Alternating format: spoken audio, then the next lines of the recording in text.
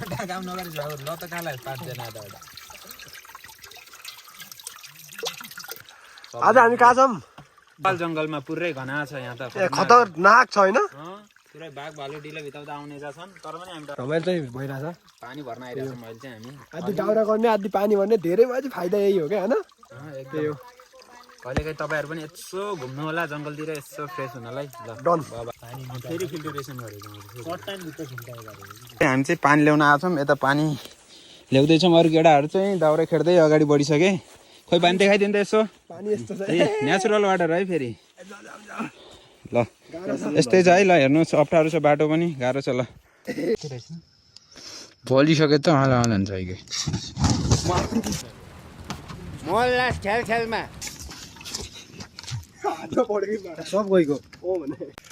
finally हाम्रो भरपुर प्रयासपछि चाहिँ हामीले 3 जना लागेर आगो बाल्न सफल भएका छौँ हात पनि अलिअलि जल्यो पेट्रोल स्वाट्ट हातमा परेर यस्तो वाला दाउरा पनि भेटिन्छ नि बबाल है हाम्रो भिनाजुको कला चाहिँ खतरा छ नि फेरि खाना पकाउन मलाई यसो हेरिदिनु त भिनाजु हामी चाहिँ यो कफी खानालाई बनाउँदैछौँ होइन यहाँ चाहिँ आगो बल्दैछ हामी चाहिँ कफी खाँदैछौँ अब राति यसो भइसक्यो लगभग 9 बज्यो दुईटा कप बनाऊ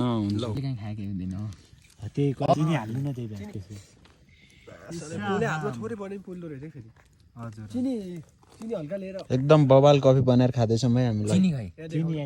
उहाँ चाहिँ भिनाजु हुनुहुन्छ एकदम मेहनती आज धेरै प्रशंसा गरे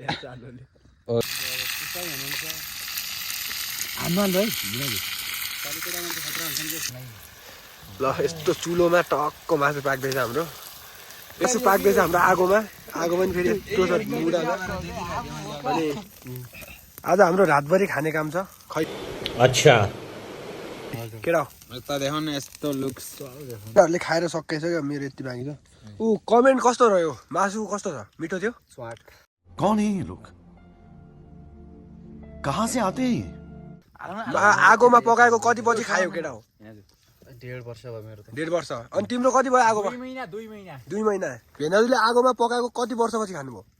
लगभग 2 हप्ता 2 हप्तापछि 3-4 महिना भयो लगभग ए दिउ पनि खाने सँगै अच्छा टर्च ल्याउ न यसको अनुमान गर्नुपर्छ होइन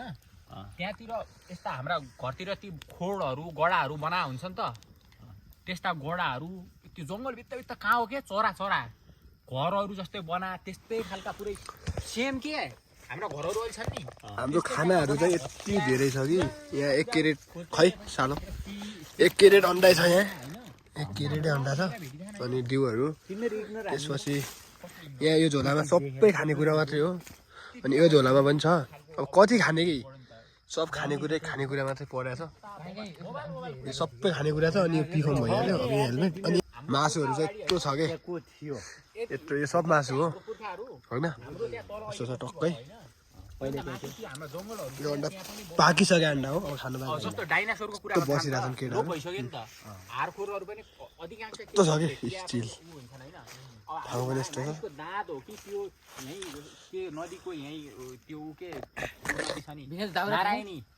लौ त ल यो चाहिँ मासु यो चाहिँ मटन सेकुवा हो पोर्क नखाने भएर हामीले मटन लिएर आएको छौँ एकदम बबाल छ 2-3 चोटि खाइसकेपछि मसला हालिसक्यो अब रेडी र अनि त्यहाँ देखाउँदा आएको त्यसमा अब सेकुवा बनाएर यो अब टक्कै यताउति छन् होइन मसँग सामान्य टेक्नो छ कि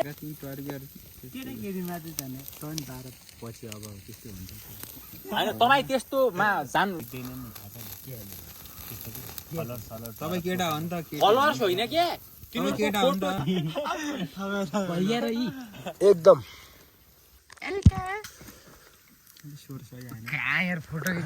हाम्रो एउटा के बोले भाइ एक टिप खाइसकेपछि कस्तो लाग्यो मिठो छ बबाल छ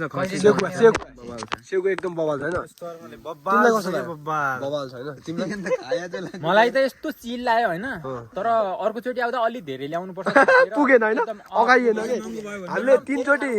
3 चोटिमा हामीले सकै 2 चोटिमा होइन 2 चोटिमा सकै थियो खाइरहेको देखाउँदा खै हेर्नु अलिक सबले खाइले सब कतिखेर निकालेर न घामलाई भन्दै भयो त हेर बचेका यतिजना अब लास्टमा